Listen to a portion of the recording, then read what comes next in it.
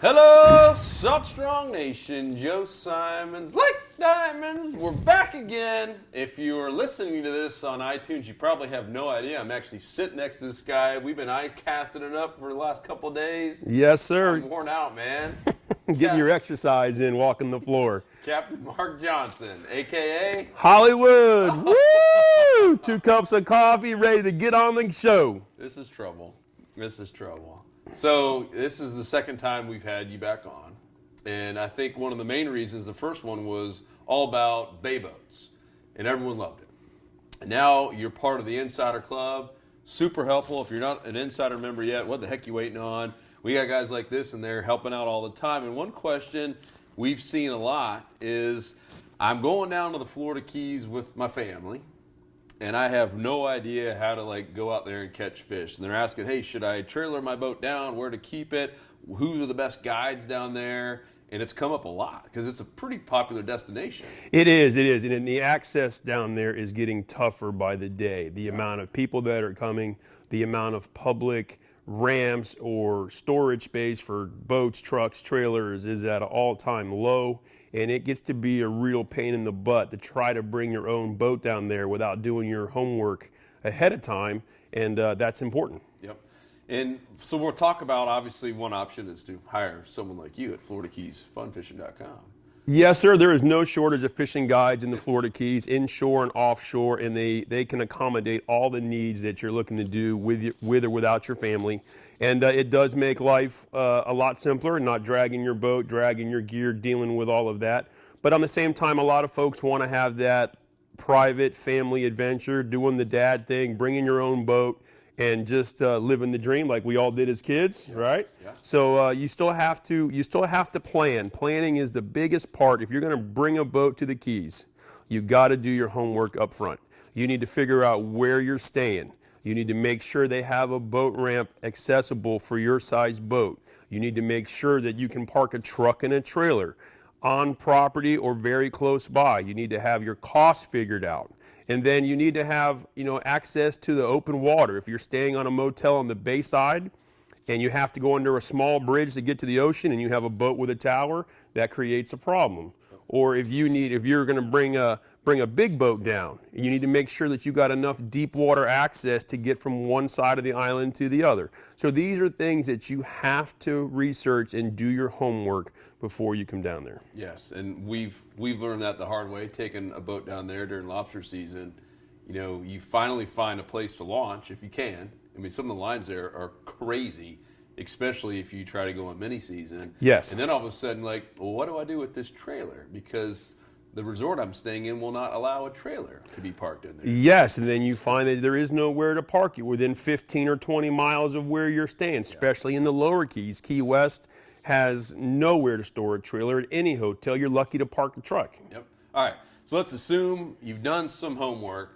You have a place that is suitable to bring a boat, and someone just wants to go out there and catch. Let's just start with the summertime. What are your tips on going out there and just getting tight lines? We're not trying to catch a world record tarpon, but just to go out there with the family. This is a family-focused episode, so no cursing, Captain Mark. No cursing at Florida Keys Fun Fishing. So what do you recommend to go out there and get tight lines? The summertime is very popular in the Keys because especially if you live in Florida, everybody's out of school and they're headed south to go fishing. So if you can make it work, you always would rather be out on a weekday versus the weekend. All right, so if you're going to bring your boat down, first thing you need to do, again, plan ahead. You need to make sure that your trailer is in good shape. You need to have your wheel bearings squared away, grease, your tires got to be good. You got to have a spare tire. Make sure your lights work. Do all that stuff ahead of time because when you blow a tire, shear a bearing, have issues on the 18-mile stretch, it just makes your trip headache. All right, so assume you get to the Keys and you're ready to go fishing. Again, you need to do your homework ahead of time. If you're staying in the upper Keys and you want to take the family and you want to go in the back country, there is some fishing that is user-friendly without having to know all of the Everglades National Park. You can go in the shallow water areas and you can sight fish sharks and barracudas. You can look for a snook or redfish. You can fish for small tarpons, spotted sea trout. There is plenty of things to do. But the most important is just buy a paper chart, okay? Put a little time in looking at the chart, understanding what the chart is telling you, where the shallow water is and how the access points are to get in and out of areas, okay? Polarized sunglasses. Everybody on your boat needs to have a pair on. They are by far the most important tool you can have to be on a boat, out on the water, to help find your way around with color recognition. So once you do that, the other thing is too, the rules. If you go into the Everglades National Park these days, you are required to have a visitor pass. So do your homework, go on the Everglades National Park website, buy yourself a visitor pass for you and the family. Make sure all your safety gear and stuff is together because they do have park rangers that patrol. And the more stuff that you have planned out and squared away makes your headache factor much smaller when you're out there with the family. Yeah. And I know we did a video, we'll post it in the show notes with you, about your go-to rig, which was just shrimp on the jig head. Oh man, you can't go wrong with that. I had so many people comment on that post and all the ways that we fish. Views like that. How so simple. A zillion ways to rig a shrimp. How much tackle do you need to bring? But at the end of the day, 90% of what we do can be accomplished with a jig head and a shrimp.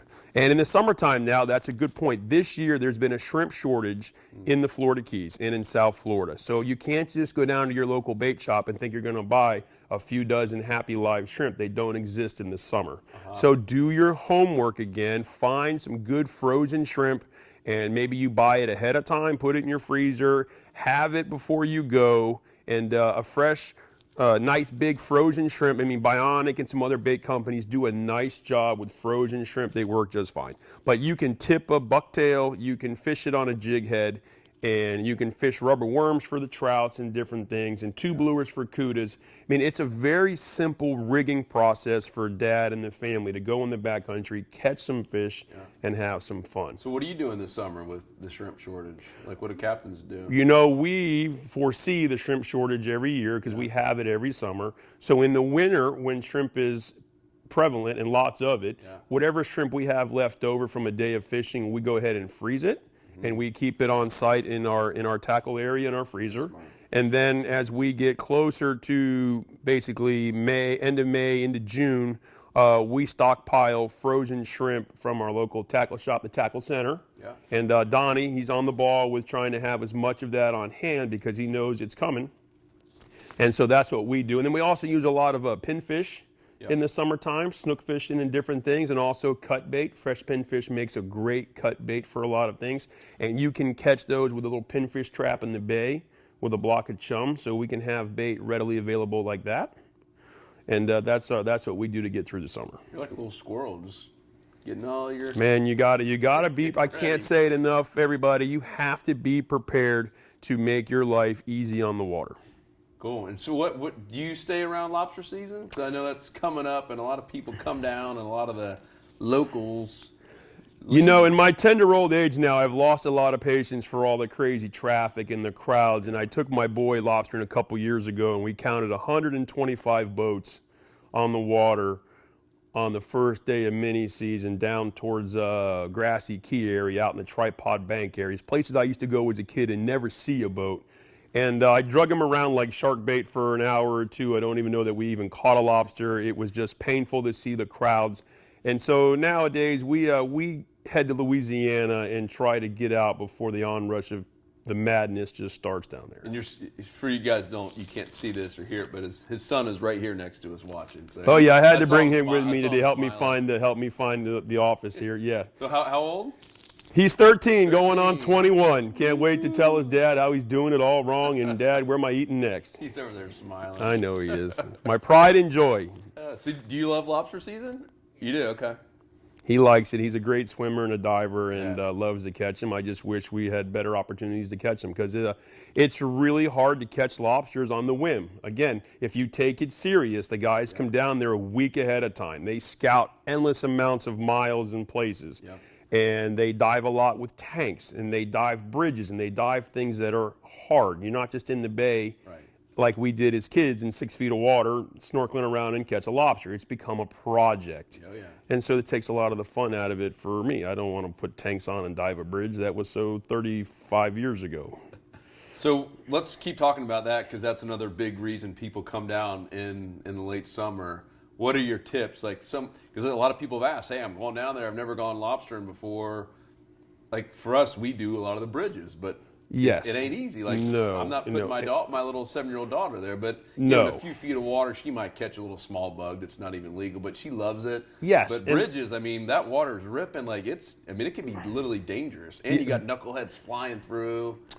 Yes. But it's structure, and there's a lot of lobster down there. Yes, there is. And depending on what bridges you are, again, you got to do your research. Not all bridges are created equal. Yep. And you have to catch the tide. So you need to be there a day or two ahead of time, and you got to put the time in to find the slack tide because you're only going to dive that bridge during the slack tide and maybe the first hour of either the end of the tide or the first hour of the beginning of the tide. Once that tide is ripping through there, and it becomes a safety factor because if you get in trouble, have something go wrong, and you end up in that current, you could be a couple hundred yards from that bridge in a hurry, and you are not going to swim back to your boat. So you almost need to leave somebody in the boat as a safety precaution to keep an eye out for you. So when you pop up there waving arms with your BC all inflated in your bag of lobsters, they can come find you. I think always someone should be in the boat, at least because we're free diving, and it's nice just to be able to hand it up. They measure it again, make sure it's legal, and before we put it in. Yes. So, Yeah. So again, the lobstering down there is a big attraction, and it's a lot of fun. You just have to deal with the crowds, but you have to do your homework. One of the biggest concerns we have is the safety, and we are finding now that people come down there and they kind of throw etiquette, manners, and safety out the window. Yeah. They're diving under your dock at night. They're stealing your, quote, pet lobsters from the canals. Yeah. They are doing things that are just so below the belt that it's saddening. So what do you recommend? Where would you recommend someone who never been before, but they're decent divers? Where would you tell them to go? Just to go on a grass flat, or? Yes. So you're not allowed to catch lobsters in the Everglades National Park. So if you again do your research and you see the boundary line basically is right behind Alamorada, and it runs all the way down to basically Long Key, and then it makes a hard right turn to the northwest, and that opens up that whole bay down there in the grassy key area, tripod banks that I mentioned earlier. So you have to make sure that you are at least diving in a lobster-friendly, legally accessible place in the bayside. But once you get below Alamorada, the whole Gulf is open to you. And yes, the Gulf side to me is much easier to dive and handle than being on the ocean. That water doesn't get over 6, 7, 8 feet deep. There's endless grass out there, potholes, ledges, some man-made things that you might stumble across, and all that stuff you can dive. You don't need the tanks, maybe a hooker rig if you want. And that's a simple way to bring the family, drag the kids around the boat. We call it trolling for sharks. Drag the kids behind the boat, let them look for lobsters, and make that fun. The minute you go on the ocean side, yes, on a perfectly calm day, you can stay in less than 10 feet of water. You can, again, drag the kids behind the boat, looking for antennas, looking for little holes, ledges. But when you get deeper than 10 feet, it becomes very labor intensive for the family because not everybody can dive like that. Yeah. Now, the deeper you go with tanks and stuff, you're finding areas that are not visited as much as the shallow stuff. And if you got older kids or everybody's a diver and tank and stuff, then, that's a whole different animal. Yeah. Cool. That's good, man. So next season.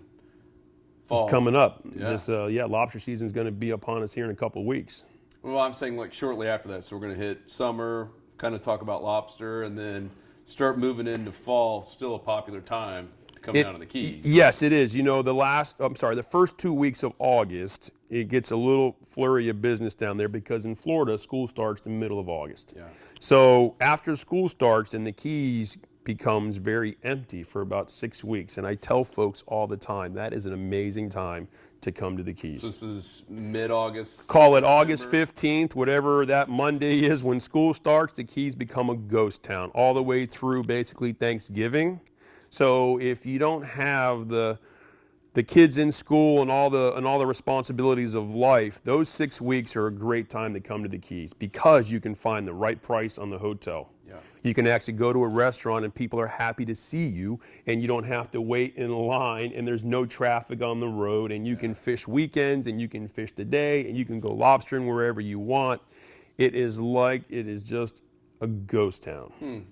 And so then what happens? Well, then as it starts to cool off, if there is such a thing in South Florida anymore, but you get into October and we start fishing in the fall. You have a little more of another tarpon run, if you will. The snook fishing gets good. The pilchards start to show up. And then depending on the weather patterns, the minute it starts to cool off, all the Spanish mackerel move in the Gulf. And it gets really nice mid to late October as we roll into November. And then when November hits, that's when the keys start to pick up again with lots of people, but nothing like we see in the spring. And we have Thanksgiving is a great time to be down and fish. But again, right after Thanksgiving, deer season opens all over the U.S. So a lot of us try to go hunt a day or two, or, you know, it's not so busy in the Keys. The first 2 weeks of December is a great time to be in the Keys because, again, everybody's digesting the Thanksgiving holiday and they're getting ready for Christmas. So there's a lull. So you can come to the Keys those first couple weeks, and then starting December 20th, it's on. And I can tell you last year I had some folks try to come to the Keys during that Christmas to New Year stretch, and it was a 6-hour ride from the Miami airport to try to get to Islamorada, and the traffic's backed up for 50 miles. And you're asking yourself, why am I here? So if you're going to come in the holidays, because people want to be warm and check the Keys out for Christmas, you, again, do your research. You don't want to fly at midnight, but I tell you, flying at midnight and driving to the Keys at 2 in the morning is much nicer than trying to drive there at 2 in the afternoon, because you will just never get there. Especially with young kids. Yes. That 6-hour, 4-hour, 3-hour ride sitting in gridlock traffic on a 1-lane road will make people crazy. Yeah. I think it was last year, Luke. I think he was already there. We got a late start, you know, with 3 young kids. And my daughter has a bearded dragon. You know what that is? Mm-hmm. It's basically a massive lizard / chameleon / oh gosh. And so we have this thing, and she doesn't want to, you know, leave home without it, which I understand. So she's carrying it, and all of a sudden we're stuck in that traffic, and there's nowhere to really pull over, and you don't want to even get out of your lane. Like, the second you get out, people don't let you in. It's crazy. Yes. And we're not in an area, I don't remember, somewhere you literally had nowhere to go, and she's like, I have to go to the bathroom. She said it a few times, and we're trying to ignore her, and she's like, I really have to go right now. And I'm thinking it's a numero uno. And she's like, yeah, I really got to go number 2. And I'm like, you got to be kidding me. And there's nowhere to pull over. So we pull over on the side of the road. People are literally stopped watching us. And I'm holding her bearded dragon on me. She's going to the restroom right there. And like, it's the only thing we could do. And we all laughed about it later. But, I mean, cars honking, laughing. And, yeah, little 7-year-old daughter. Golly. Yeah, that's just not easy. No. Right? Nobody wants to go to the bathroom on the side of the road. Nobody wants to leave the results of going to the bathroom on the side of the road, or, you know, but sometimes you just get stuck. Yeah, yep. You get stuck. So, again, I mean, the Keys are awesome. We love it down there. It's a great place to visit. But as it gets busier and busier, I can't say it enough. If you're going to come to the Keys, regardless of time of year, do your research. If you're going to go fishing with guides anywhere in the Keys, call, talk to them at length. Make sure that you're finding guides that do what you want to do and can accommodate your needs and your family. Not all fishing guides love to have kids. Not all fishing guides are tournament savvy. Not all fishing guides do very specialized things. And so you just want to make sure that you get the best bang for your buck and find a guide or a fishing service that can cater to what you want to do. I mean, we take kids fishing all the time. We love kids. We take kids tubing. We go snorkeling. You can go snorkel a lighthouse. You can tour the island, look for a dolphin. I mean, our particular business is catered toward families and kids, and that's it's awesome. Who doesn't want to take kids? As long as you have kids, like kids, you love to have kids in the boat, right? Yep. So that's a big part of it. And you guys do a good job of actually returning calls too, because we hear that all the time. Like, people are going down and they're like, no one's even calling me back. So the industry has changed dramatically. You know, 1,000 years ago when I used to fish with Christopher Columbus and I was just a young guy fishing, you know, you were a one-man show. You and Ponce de Leon? Right. You know, we all had a rotary phone at home, and, you know, people would call the house. leave a message. Yeah. You're fishing all day. You get back to them in a day or two. You'd put the book, you put their name in your paper calendar, and everything was great. In today's world that we live in, it's all about instant gratification. Oh, yeah. So somebody calls, and if you don't get back to them in 6 seconds flat, they call somebody else. And now somebody told me yesterday, they were all huffing and puffing, that people now treat emails like instant messaging. Oh, sure, I sent you an email 8 minutes ago and you didn't get back to me. I'm like, email? I'm not even sure how to turn my phone on to check that, So, yes, getting back to people, we have a full-time booking service, okay? We answer the phone all the time, and you have to get back to people. We have all of our boats, we run under one big calendar, and Kara, our booking girl, if you will, my wife, does an amazing job managing the calendar for everybody. And she has been stuck in the fishing world, if you will, long enough. She knows how to answer all the questions. She knows how to match the trips to the people and the people to the trips. And we have been very blessed to make that work. But yes, years ago, you would just call, leave a message, call you back in a couple days, put a couple days in the paper calendar. Now it's all done electronically. Now everybody's in the iCloud. And it's important because there are still a lot of old school guys that are a one-man operation, and you can't answer the phone a lot when you're out in the boat. You may be out of phone service or whatnot, or fumbling with your calendar, or you don't want to be on the phone when you're fishing with a client because it takes away from what you're doing. Sure. So there is a struggle with it, but times are changing. You are seeing more and more technology helping the business. Yeah, which is a good thing. It is, because it's a necessary evil, because the clientele these days, and everything you do, somebody has to answer the phone, and people want instant gratification. Yeah. And you guys do a good job at that. So let's move into that springtime in terms of what to expect, how to maximize the time on the water. Okay, so if you're coming to the Keys and you want to bring your boat and you want to come down there and go fishing, the spring starts to get busy. So again, do your homework. I said it a million times. Do your homework, do your prep work. You bring your boat to the Keys. You want to take the couple weeks before you know you're coming, go through your tackle. Make sure your stuff is in best shape it can be. Fresh line on your reels. Make sure all your guides on your rods are right. Your tips are good. Nothing's broken. All right.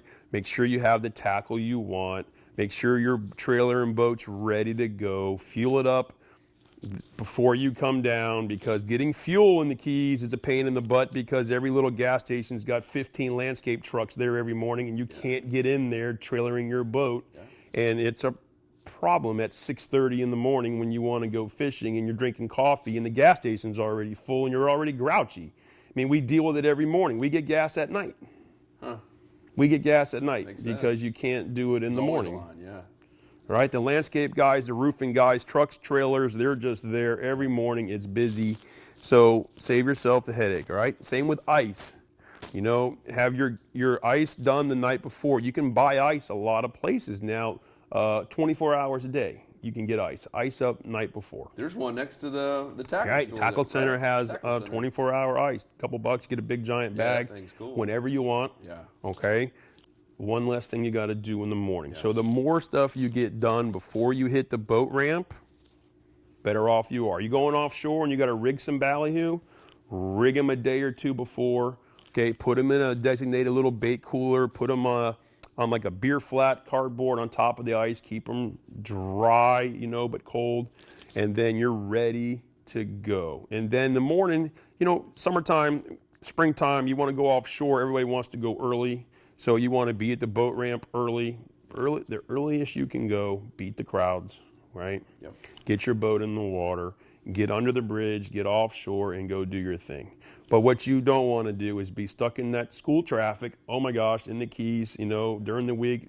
One school bus can completely rearrange your schedule for the day. So school starts at 7 in the morning, whatever it is, and school zones, flashing lights, traffic backs up for miles, you get nowhere. Yeah. So the sooner you can get your boat in the water, have your chores done the night before, and go get on it. Yeah.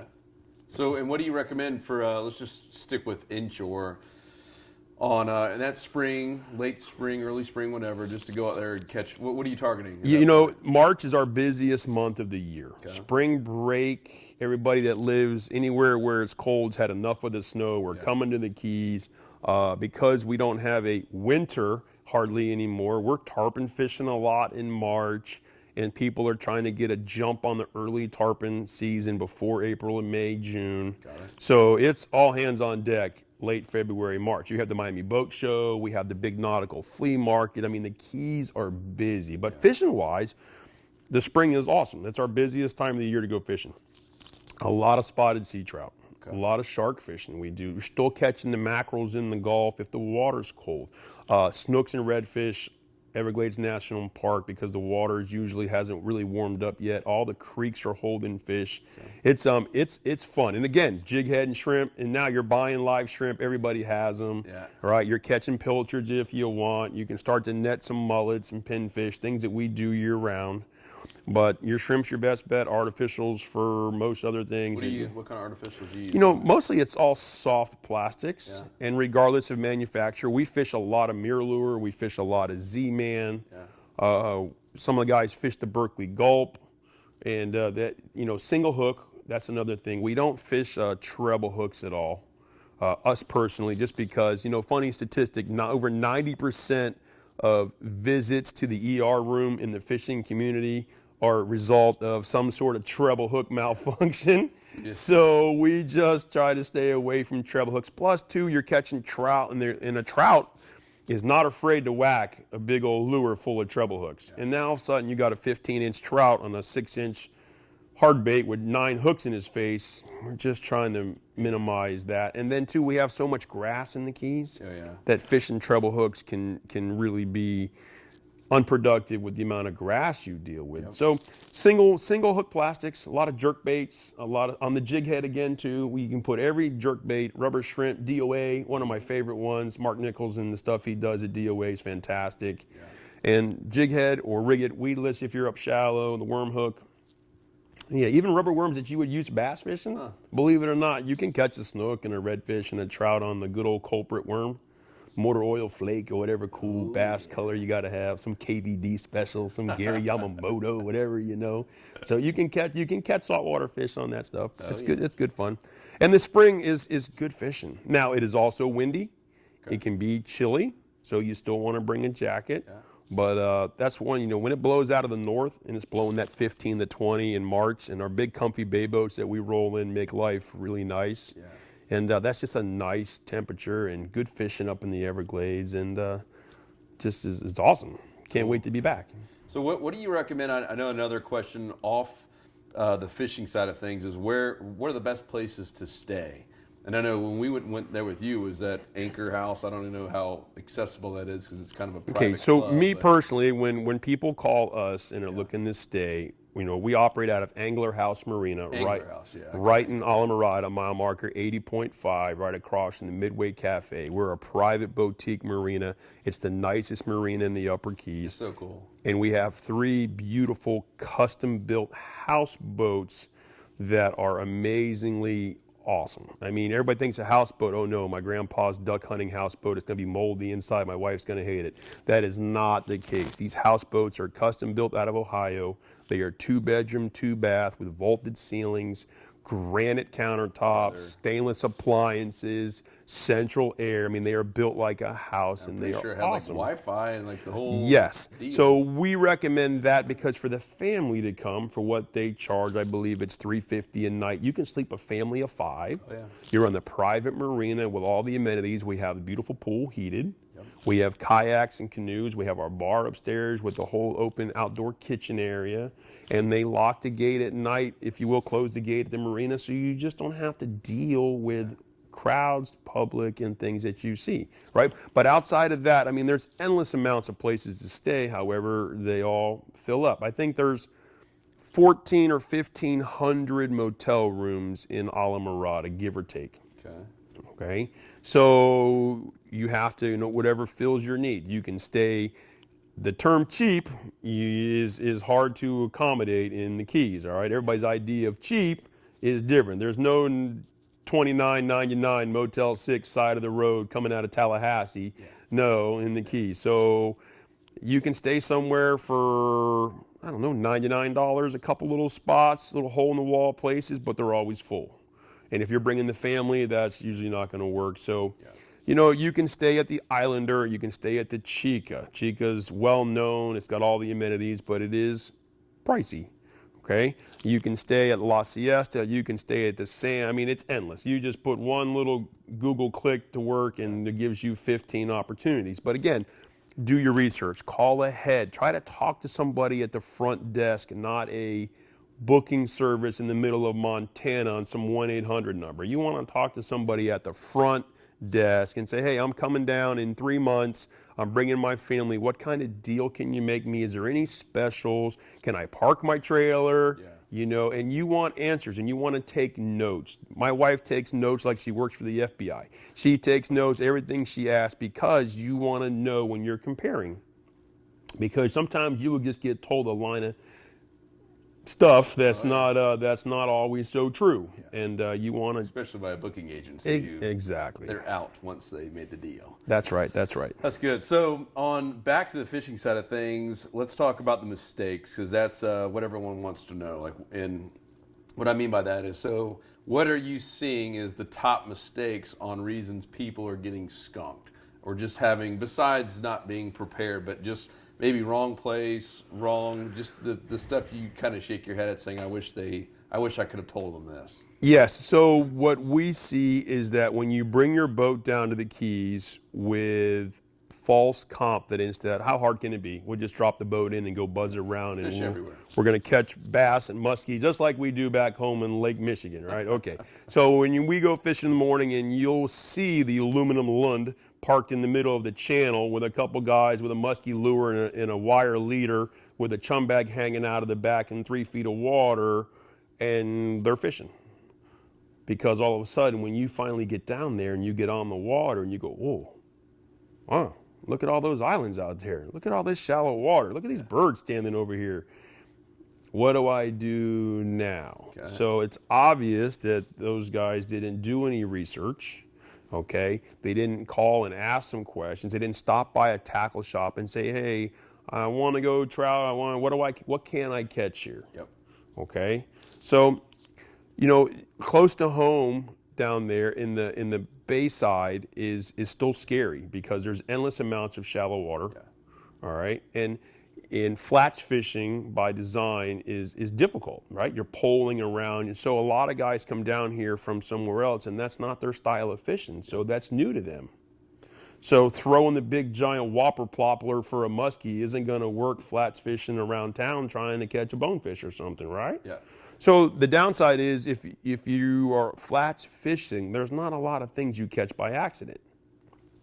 So you can make 1,000 casts on a flat and not catch something. That's normal, because bonefish and permits and sharks even and barracudas and things that we flats fish is all done sight fishing, poling, looking. You're not catching them blind casting like you do out there in muskie and bass world, right? So that's a big problem for folks that come down, okay?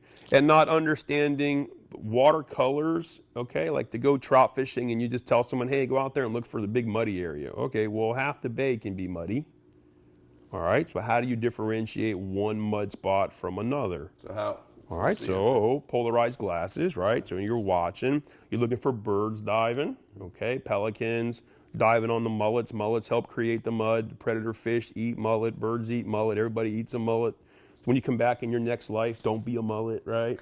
So those are things that you look for, right? So again, now how do you fish in a mullet mud? Okay, well, once again, the whopper ploppler on the big wire leader, like you would out there muskie fishing, probably isn't your best bet. So do your homework, right? How do you catch a sea trout? Get on Salt Strong.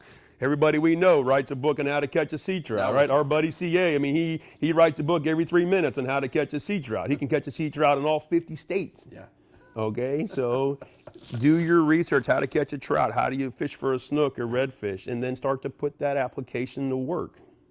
So let's use that exact example. So you found an area that's got bait, you got some stirrage of the ground, some mud. What are you personally using? Okay, so when we drift through the muds, all right, you start on the upwind side and you drift through, and we cast all artificials. So you're throwing a pompano jig, which is a bucktail. You're throwing a popping cork with a rubber worm on the bottom. You can throw a gold spoon, things that trout, I mean, soft plastics is by far our most popular go-to out there because trouts, jacks, ladyfish, bluefish, everybody eats that. Same as a bucktail. You can cast it a lot, you can cover water, but it's small enough for those fish to eat. The big lure with all the treble hooks is too big. Yeah. All right. That's why we like that little minnow Z from Z-Man. And, paddle, and anyone can do it, right? My Yes. little daughter can cast, straight retrieve. Right. So The pop and cork and the Z-Man rubber Yes. worm, okay, is very user-friendly for everybody. Oh, yeah. And when the fancy fishing guys want to scoff at a pop and cork, they don't realize that that's been around a million years. yeah. It's caught more fish than any other tool. Continues to work. And if you can swallow that big lump in your throat that they call pride and fish a pop and cork, you're going to catch fish. Yeah. And speaking of that, we're gonna, I think, try to head down with you in Louisiana coming. Yes, sir. We're going to be down there Probably here. using some pop and corks. We're going to be wearing out some pop and corks. I do some how-to promise videos you. on it too. Yes, we are because we haven't really done many. We've done some like reviews, but we haven't done like start to finish. Here's how to actually fish for big redfish. And yeah. So I thought I was a pop and cork expert in the Keys, right? And then I spent some time in Louisiana, and I was like, "Oh, son, these boys take pop and cork fishing to a whole new level." And it's amazing. In fact, last year, funny story, I was offshore fishing. We were catching schoolie dolphins and stuff, and some of my buddies in the big charter boats were out there, and I was out there in my bay boat rubbing elbows with the famous guys, and we were lobbing popping corks and rubber worms, and they were giving me all kinds of grief, and we were catching schoolies, and we were catching all this dolphin and stuff on our trout gear.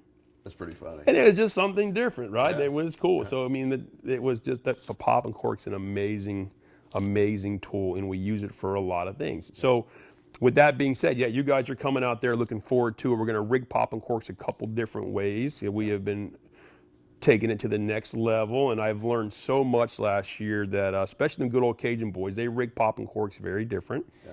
And the different sounds that they make with the plastic beads and how much weight and the size. I mean, you would think you're reinventing the wheel, but you're not. Those guys are after very specific sounds and action of the cork and also durability. Okay, trout fishing with a pop and cork is one thing.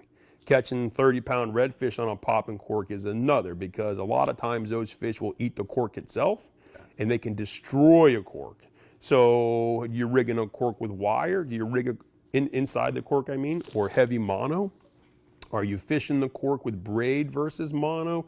There's a lot of little tricks. In fact, CA and I last year were experimenting with some different ways to rig the cork so that when you're casting it, you're finding that it doesn't get tangled so much with the braided line. And it's interesting. So things that we're gonna put to use here when you guys get out there and do some videos for all of our followers, just to help them maximize your fishing time. Less tangles, more casts. I mean, that's what it's about. Yeah, baby. Yeah. Cool. So what? I know you're down there for quite some time. You kind of come back and forth occasionally. Are you booked out, or can someone still get? There's always room to fish down there, and I can always have my buddies that are out there too. Some amazing fishing guides that are what we call the gypsy guides. They travel the tarpon run, then they stay in Louisiana for the redfish run. Yeah. So we always have guys down there that can help you fish. Plus, we do a lot of work with Journey South Outfitters, Eric and Monique Newman. Yeah. They do a fantastic job down there in Venice, inshore and offshore, and they have a great little lodge and amazing cook. And so we always have that option too. Monique runs a 39 CV with 4 Verados on it, and she drives it like she stole it.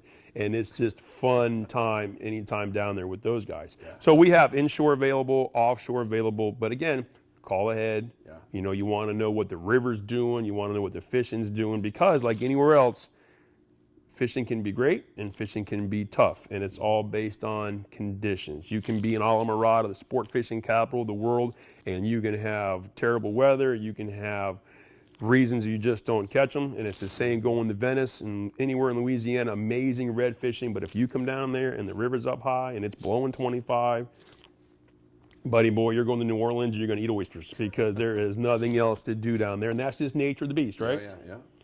So that's just, but looking forward to going. It'll be my 5th year in a row going out there in any type of capacity, and stay out there for a couple months. Gives me a chance to just disconnect a little bit from the Keys Yep. and fish my skiff, and it gives all my guys a break from the boss. All right, and my wife too. She's so happy. When you leaving? When you leaving? When you coming back? When you coming back? Never? Okay, good. You know, and my kid misses me too sometimes, but not that he's in high school now. So you know, Dad who? Yeah. But that's all right. He's over there laughing. I know he is. He's like, Dad. But the good news is, when you leave, you still have guides underneath you. Absolutely. My company, Florida Keys Fun Fishing, Keeps on running. is year round. My guys are awesome. Yeah. The bay boats are hustling. We're still working at it. It's just that I give them a chance to take the reins a little bit without me, because it's all about the team, Yep. and they handle it as if I was there, and it's awesome. Yeah. Well, everyone check him out. I have had full confidence, and everyone I've sent over to you has said that you actually, usually someone either answers, probably your wife, or Yes. someone's on it instantaneously, and you guys take care of the whole family, which is cool. It's not just the dad who wants to not to get away from the family, but just wants to go out there and catch tarpon. You can do that. Absolutely. But you can go out there and have the whole family, or do whatever the heck you want. We're Create your own full service adventure. guide business. Yeah. Okay, we do inshore, offshore. We fly fish, we skiff fish, we bay boat fish, we family fish. We do all of it. We do snorkel trips.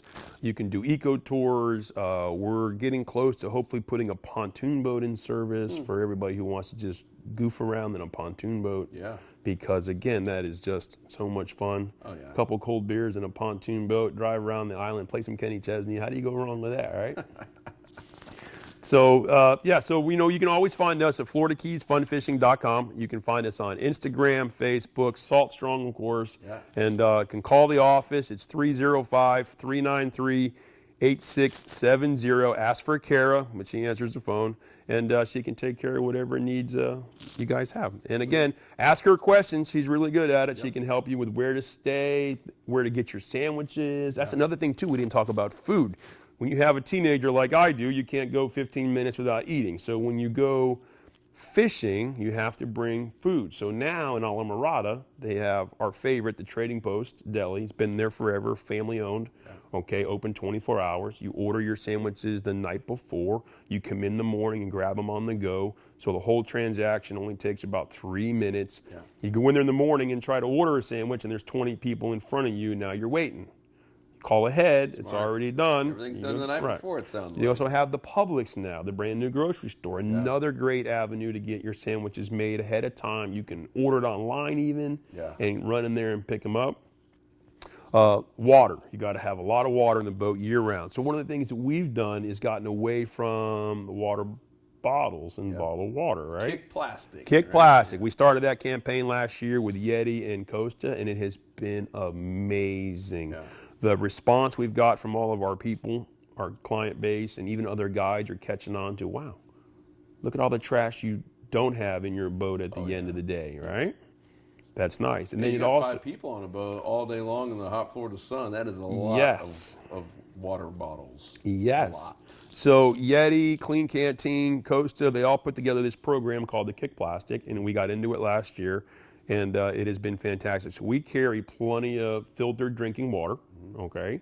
We use really nice stainless steel cups, and everybody gets a cup, and you just drink as much water as you want or need, but at the end of the day, you just don't have a big pile of plastic, which is nice. You know, everybody needs to do their part. That's right. And that's something that we've been very happy to implement, and the response we're getting is awesome. Okay. Because now what happens when folks come get in your boat and they see it and they go, wow, I wonder if I can do this in my home life or my office life. And next thing you know, everybody's carrying a Yeti cup or a Yeti water bottle with you when you're going to the office, you're going to the gym, you're just in your truck driving around in circles like I do running errands. Okay, now you carry your water bottle, and it works good with iced tea, lemonade, whatever you want. And now that's one bottle that you have all the time with you.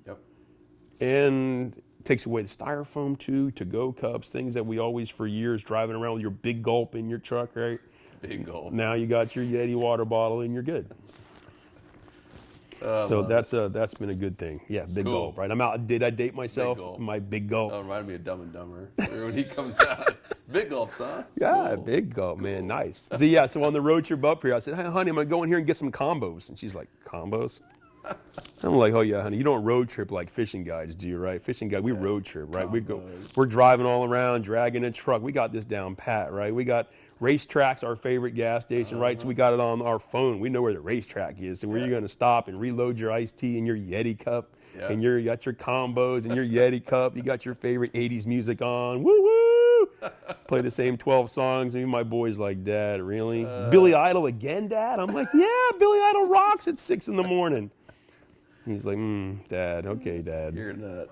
But then when you road trip, you do your thing, right? That's right. But yeah, so I did a little thing on Instagram about my Yeti cup, my Torture Never Stop sticker on it, and we're trying to figure out how many miles we put on that cup. Because that cup starts with you in the morning with coffee. Yeah. All right, and then when you're done with your cup or two, it goes right into iced tea mode, right, for the rest of the day. And then come that magic 5 o'clock somewhere hour, maybe it's 3:30, 4, you never know when, and then it goes right into a proper Tito beverage or a little, rum and Coke or something. The same cup. It works amazing. I tell my wife, I said, look at all the dishes I saved you, right? One cup. I mean, I'm looking out for you, honey. Yeah.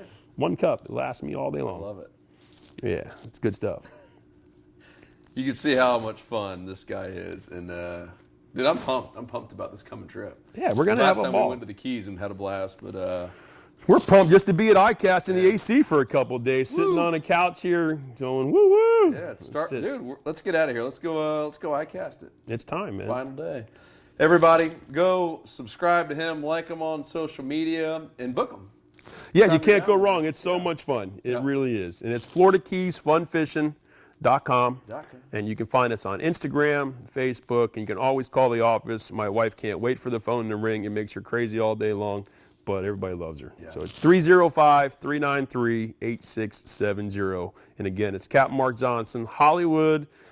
Come fish with us in the Keys. You guys will have a ball. Yep. And if you're an insider, he's in there. He's super helpful. I know you've been in there.